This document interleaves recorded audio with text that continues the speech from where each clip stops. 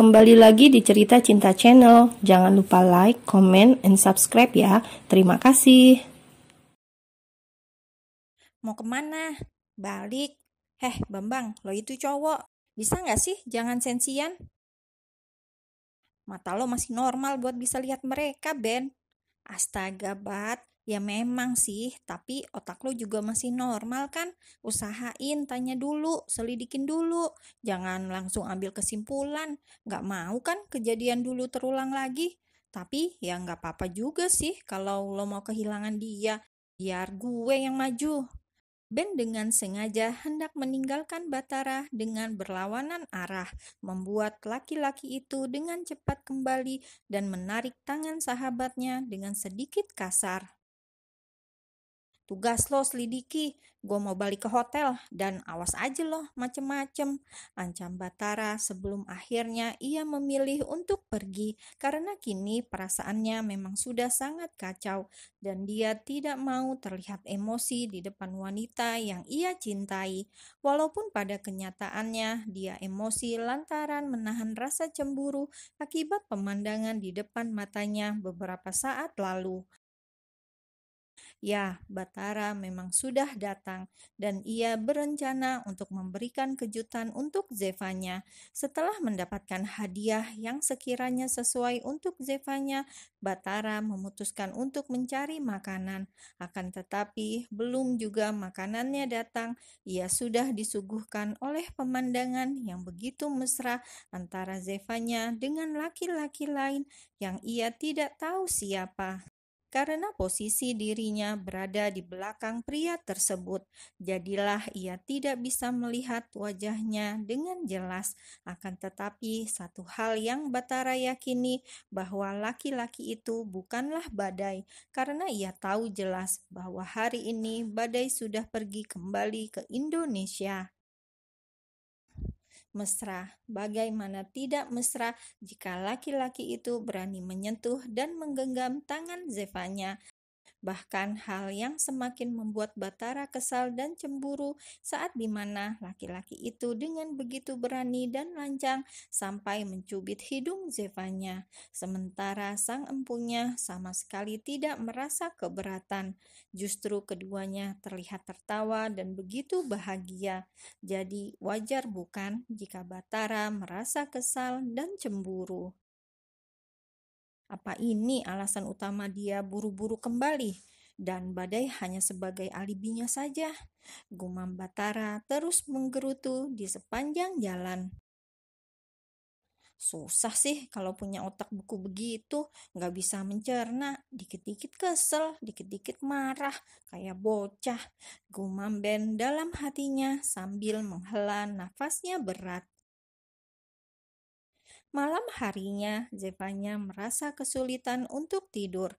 Berulang kali gadis itu menggulingkan tubuhnya ke kanan dan ke kiri untuk mendapatkan posisi ternyaman.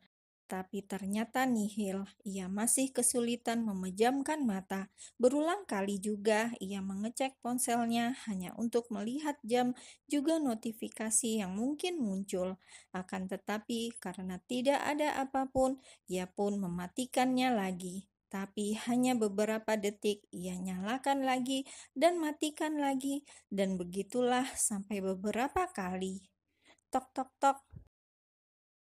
Hingga sebuah ketukan pada pintu kamarnya membuat Zevanya mengakhiri aktivitas tidak jelasnya. Gadis itu segera bangkit dan berjalan menuju pintu untuk membuka. Terlihat seorang laki-laki paruh baya dengan membawa sebuah gelas berisi sebuah minuman berwarna putih untuk sang putri. "Kok papa belum tidur?" tanya Zevanya mengajak ayahnya untuk masuk.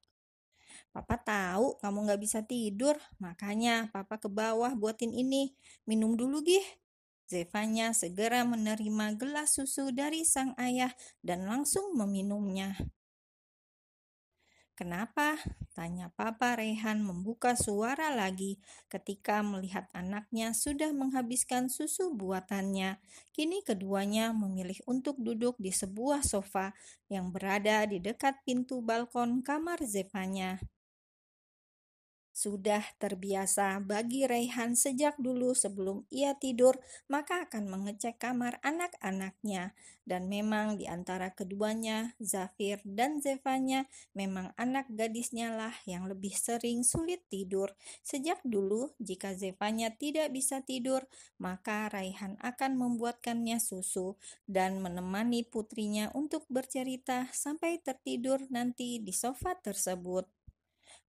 Apakah Papa kecewa dengan keputusan Zeva? Tanya gadis itu sambil merebahkan kepalanya di paha sang ayah.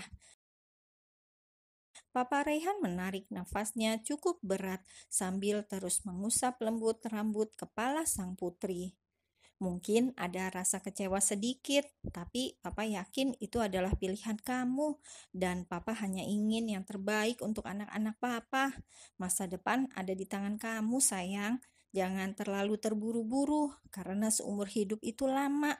Jadi, kamu harus benar-benar memantapkan hati.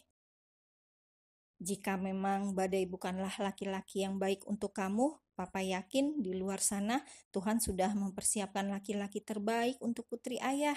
Jadi jangan sedih lagi. Imbuh Papa Rehan panjang lebar. Inilah yang disukai oleh Zevanya. Sejak dulu, ayahnya tidak pernah marah atau tidak mendukung apapun yang ia lakukan.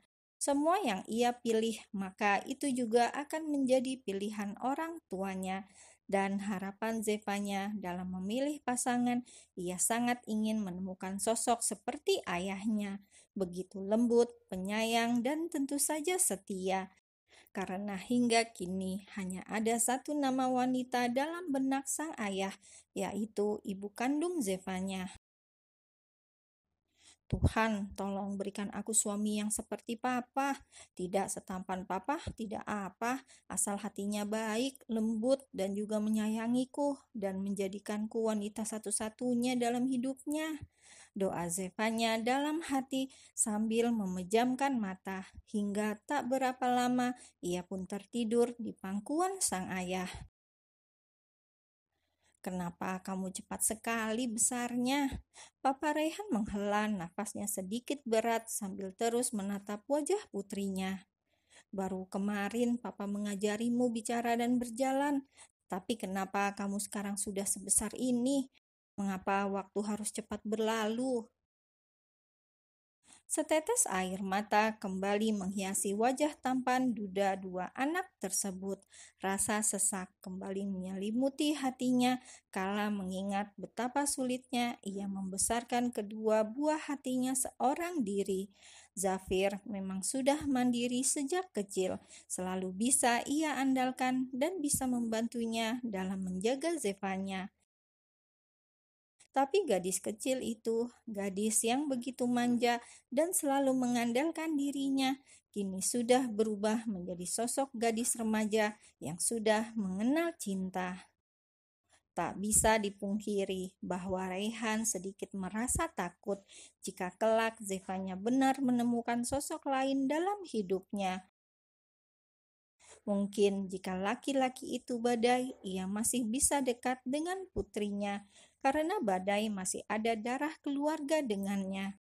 Akan tetapi, jika Zevanya mengenal laki-laki lain, dan apakah laki-laki itu akan membawa Zevanya pergi darinya?